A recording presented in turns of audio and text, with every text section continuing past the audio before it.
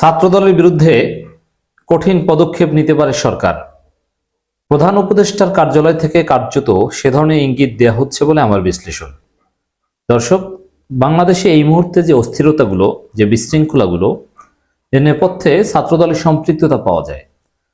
বিশেষ করে রক্তক্ষয়ী সংঘর্ষ 3 কলেজের মধ্যে, 2 কলেজ ভার্সাস আরেক college, Suhrawardy college, Kabi Nazrul college versus doctor Mahbubur Rahman Molla college.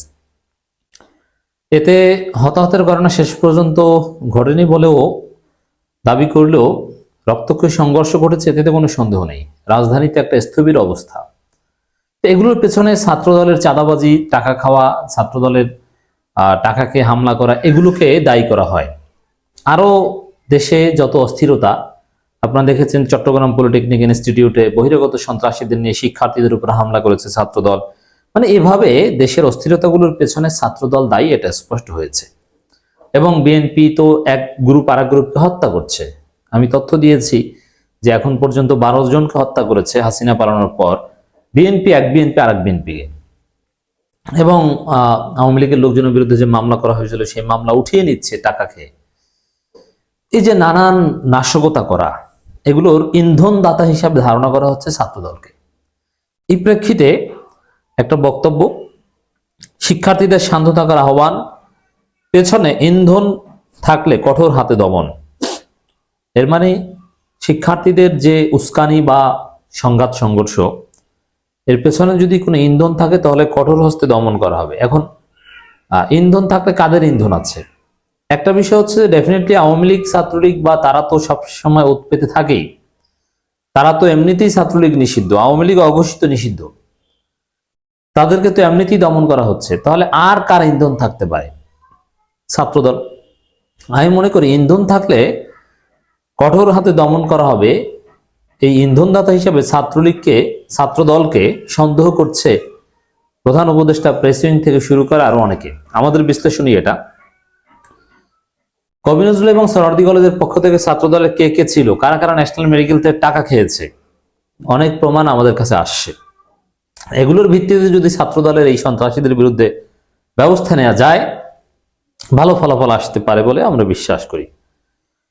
শিক্ষার্থীদের কোনো ধরনের সংঘর্ষে না জড়িয়ে শান্ত থাকার আহ্বান জানিয়েছেন অন্তর্বর্তীকালীন সরকার।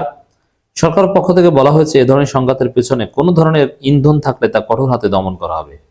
ছাত্রলীগ এই মুহূর্তে বড় ইন্ধন দেওয়ার সক্ষমতা রাখে না। আর এটাও আমরা জানি যে ছাত্রলীগ ছাত্রদল কার্যত মিলে গিয়েছে, অর্থাৎ তাদের পারস্পরিক ইন্ধন থাকতে পারে।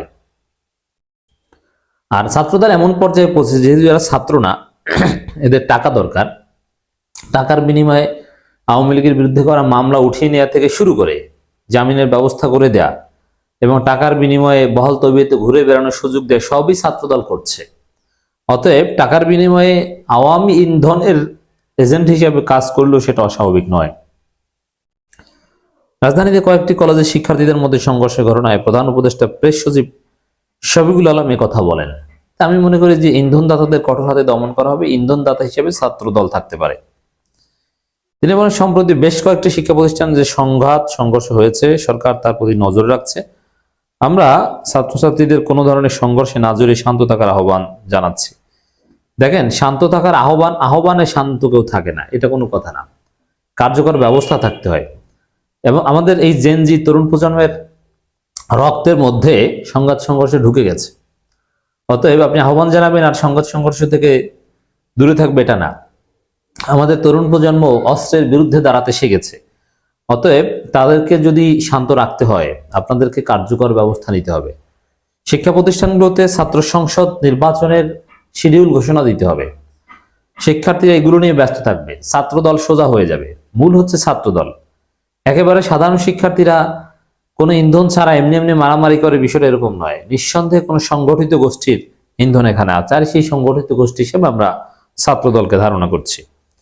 তিনি বলেন, এ ধরনের সংঘাতের পেছনে কোনো ইন্ধন আছে কিনা আমরা খতিয়ে দেখছি। খতিয়ে দেখলে ডেফিনেটলি ছাত্রদলের নাম খুঁজে পাবে।